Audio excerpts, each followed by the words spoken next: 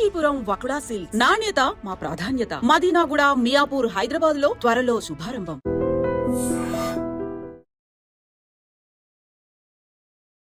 Hi hello నమస్తే, welcome back to iDream media. ఈరోజు మనతో ఉన్నారు amphi certified mutual fund distributor అయిన పిఎస్ చంద్రశేఖర్ గారు. సో ఈరోజు సార్తో ఒక ఇన్వెస్ట్మెంట్ రూల్ గురించి మాట్లాడదాం. Hi sir. హాయ్ అండి. సార్, ఇన్వెస్ట్మెంట్ స్ట్రాటజీలో ఎప్పుడైనా సరే ఎవరొకరు ఖచ్చితంగా ఒక రూల్ అనేది పాటించాల్సి ఉంటుంది. ఎందుకంటే ఆ రూల్ బట్టి మనం అంటే కన్సిస్టెంట్గా వెళ్ళడం కానీ లేకపోతే ఒక స్ట్రాటజికల్గా నెంబర్స్ అనేవి మనకు అర్థమవుతూ ఉంటుంది, ఎంత చేస్తున్నాం, ఏం జరుగుతుంది అనేది. అయితే ఈరోజు ఎటువంటి ఇన్వెస్ట్మెంట్ స్ట్రాటజీ గురించి, ఎటువంటి ఇన్వెస్ట్మెంట్ రూల్ గురించి మాకు చెప్పబోతున్నారు? విరాజ్ గారు, ఇవాళ మనం మ్యూచువల్ ఫండ్స్లో ఒక రూల్ 7531 అనే ఒక రూల్ ఉందండి, సిప్ రూల్. దీన్ని ఈ స్ట్రాటజీ వాడుతూ ఎలా ఇన్వెస్ట్ చేయాలి, ఈ స్ట్రాటజీ వాడితే ఏంటి ఉపయోగాలు అనేది మనం మాట్లాడుకుందాం సార్. ఫస్ట్ సార్ 7531 ఇక్కడ మనం ఈ 4 నంబర్స్ ఫస్ట్ ఏంటి సిగ్నిఫై చేస్తుంది అనేది మాట్లాడుకుందాం. 7 అనేది టెన్యూర్, నంబర్ ఆఫ్ ఇయర్స్. 5 అనేది డైవర్సిఫికేషన్ ఇన్ వేరియస్ అసెట్స్. 3 అనేది 3 ఫేజెస్, ఏం ఫేజెస్లో ఉంటారో ఒక ఇన్వెస్టర్ ఇన్వెస్ట్ చేసిన తర్వాత అది. 1 అనేది ఆఫ్టర్ ఎవ్రీ ఇయర్ ఎంత టాప్అప్ చేసుకోవాలి, ఎలా చేసుకోవాలి. సో ఈ స్ట్రాటజీ వాడేటప్పుడు సార్, ఈ స్ట్రాటజీ వాడేటప్పుడు ఏంటంటే మనం రిస్క్ అనేది మినిమైజ్ చేసుకుంటూ బెటర్ ప్రాఫిట్స్ అనేది జనరేట్ చేయగలుగుతాం సార్. సో దీని గురించి మనం ఇన్ డీటెయిల్గా మాట్లాడదాం. సో 7 అంటే 7 ఇయర్స్ మినిమం. ఎవరైతే మ్యూచువల్ ఫండ్ ఇండస్ట్రీలో ఇన్వెస్ట్ చేయాలనుకుంటున్నారో వాళ్ళు ఈ మినిమం 7 ఇయర్స్ అనేది వాళ్ళ దగ్గర ఉండాలి, టెన్యూర్. సో ఎప్పుడైతే ఈ 7 ఇయర్స్ టెన్యూర్ వాళ్ళ దగ్గర ఉందో, ఇన్వెస్ట్మెంట్స్ అనేది చేస్తుంటారో వాళ్ళు ఈ రూల్ పాటిస్తూ ఇన్వెస్ట్మెంట్స్ అనేది స్టార్ట్ చేయొచ్చండి.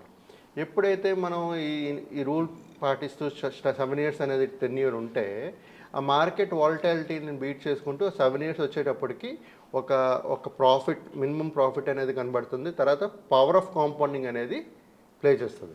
సో ఎప్పుడైతే ఈ 7 ఇయర్స్ మనం ఇన్వెస్ట్ చేస్తుంటామో మనం సిస్టమేటిక్ ఎస్ఐపిలో కానీ లేకపోతే ఎస్టీపీ పరంగా కానీ ఇన్వెస్ట్ చేస్తుంటాం.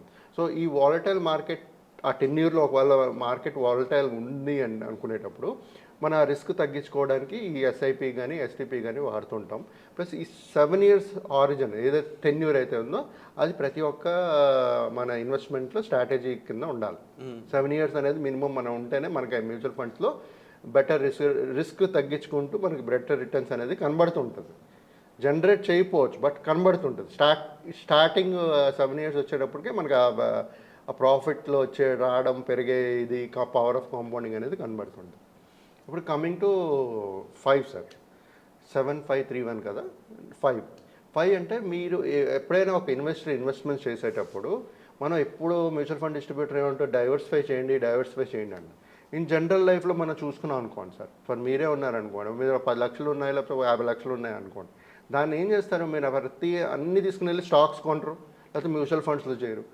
కొంత ఏం చేస్తారు, మీరు మేబీ ఎఫ్డీ వేస్తారు, కొంత లేకపోతే పీపీఎఫ్ వేస్తారు, లేకపోతే సుకన్య సమృద్ధిలో కడతారు, లేకపోతే చిట్టీలు కడతారు, లేకపోతే ప్లాట్ కొంటారు. సో అన్నోయింగ్లీ మనం డైవర్సిఫికేషన్ అనేది చేస్తున్నాం, రైట్. మ్యూచువల్ ఫండ్స్లో స్పెసిఫిక్గా డైవర్సిఫికేషన్ అనేది చేసుకోవాలి. మనం ప్రతి ఒక్క మ్యూచువల్ ఫండ్ చెప్పేది ఏంటంటే మీరు రిస్క్ మినిమైజ్ చేసుకోవాలనుకుంటే డైవర్సిఫికేషన్ చేసుకోవాలి, ఇన్వెస్ట్ చేయాలి అని అంటుంటాం, రైట్. ఇక్కడ సార్ డైవర్సిఫికేషన్లో మనం 5 అసెట్ క్లాసెస్ చూద్దాం.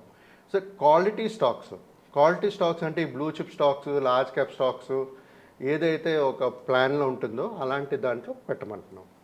రెండోది సార్ వాల్యూ స్టాక్స్ అంటే సార్ ఏదైతే వాల్యూ ఇంట్రెస్టిక్ వాల్యూ కంటే తక్కువ ఉంటుందో, ఏదైతే బెటర్ వాల్యూ ఇస్తుందో, మంచి ఆఫర్లో ఉందో, మంచి వాల్యుయేషన్స్ ఈజీ కరెక్ట్గా ఉందో అలాంటి స్టాక్స్లో పెట్టమంటుంటాం, రైట్.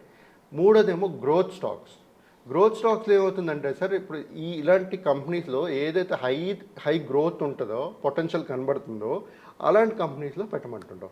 ఎగ్జాంపుల్ చూసుకుంటే టెక్నాలజీ లేకపోతే టెలికమ్యూనికేషను ఇలాంటి ఫండ్స్లో పెట్టమంటుంటాం, రైట్. ఇది కాకుండా సార్ మిడ్ అండ్ స్మాల్ క్యాప్స్లో ఏంటంటే సార్ ఇక్కడ లాంగర్ ఆరిజిన్ ఉన్నా సరే మనకి బెటర్ రిటర్న్స్ అనేది వస్తుంటుంది.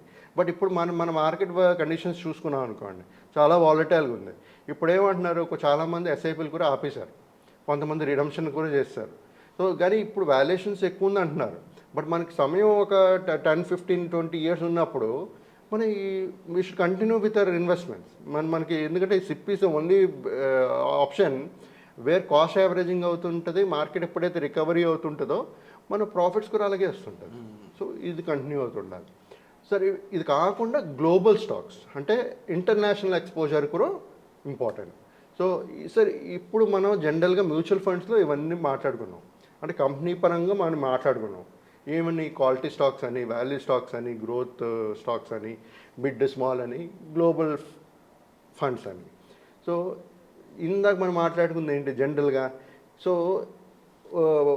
గోల్డ్, కొంత సుకన్య. సో ఈ మ్యూచువల్ ఫండ్స్లో కూడా ఏంటంటే ఇప్పుడు మల్టీ అసెట్ ఉంది. మల్టీ అసెట్లో కూడా మనకు కొంత డైవర్సిఫికేషన్ అవుతుంటుంది. ఒక ఫండ్ కొనుక్కుంటే డైవర్సిఫై అవుతుంది.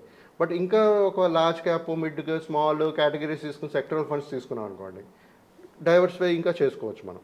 కాకపోతే ఓవర్ డైవర్సిఫికేషన్ ఎప్పుడూ చేసుకోకూడదు. ఒక మ్యూచువల్ ఫండ్ డిస్ట్రిబ్యూటర్ త్రూ మీరు వెళ్ళారనుకోండి, వాళ్ళు మీకు కరెక్ట్గా ఎంతైతే డైవర్సిఫై కావాలో అంతే చేస్తారు. మీ ఏజ్, మీ రిస్క్ ఫ్యాక్టర్స్ కన్సిడర్ చేసుకుంటూ వాళ్ళు పోర్ట్ఫోలియో అనేది క్రియేట్ చేస్తారు సార్, రైట్? సో ఇది 5. ఇప్పుడు నౌ కమింగ్ టు 3 అంటే త్రీ నెంబర్ ఏంటి సిగ్నిఫై చేస్తుందంటే 3 phases సార్. అంటే మనం ఏమనుకుంటాం, ఫస్ట్ ఇన్వెస్ట్ చేసేటప్పుడు 12-15%, 20% వస్తుంది అనుకున్నాం అనుకోండి మ్యూచువల్ ఫండ్స్లో. ఎప్పుడైతే ఆ రిటర్న్స్ మనకి రావో దాంట్లో 3 phases ఉంటాయి. ఒకటి ఏంటంటే disappointment phase. First phase is disappointment phase. Disappointment ఫేజెస్లో ఏంటంటే మనం 12-15% వస్తుంది అనుకుని పెడతాం. వాళ్ళకి వచ్చిన రిటర్న్స్ 7-10% వచ్చింది అనుకోండి. సో అక్కడ ఏంటంటే డిసప్పాయింట్ అయిపోతారు. డిసప్పాయింట్ అయిపోయి ఏమవుతారంటే ఒక ఫోకస్ అనేది కొంచెం ఇది అయిపోతుంటుంది.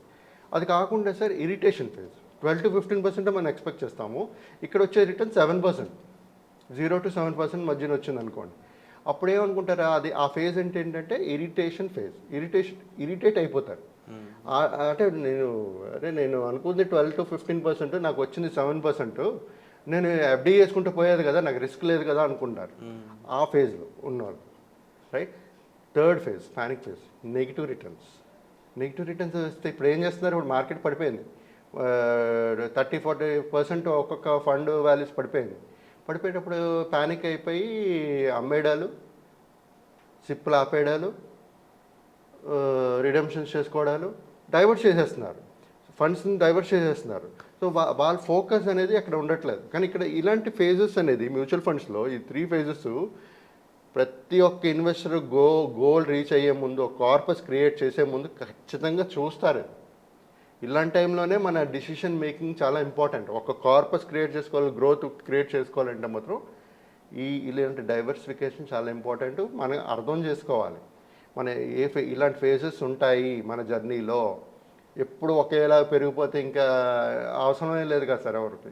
సో ఈ రిస్క్ గురించి మాట్లాడుకోక్కర్లేదు, ఫియర్ గురించి మాట్లాడక్కర్లేదు. సో ఈ 3 phases. ఇది కాకుండా లాస్ట్ నెంబర్ 1 ఏంటి signifies after every 1 year you increase your step up SIP 10% increase చేస్తూ పోండి. చేసేటప్పుడు ఏమవుతుందంటే ఈ స్ట్రాటజీ వాడేటప్పుడు ఈ మన వాలటాలిటీ బీట్ చేస్తూ, రిస్క్ని మినిమైజ్ చేస్తూ బెటర్ రిటర్న్స్ అనేది మనం జనరేట్ చేయగలుగుతాం.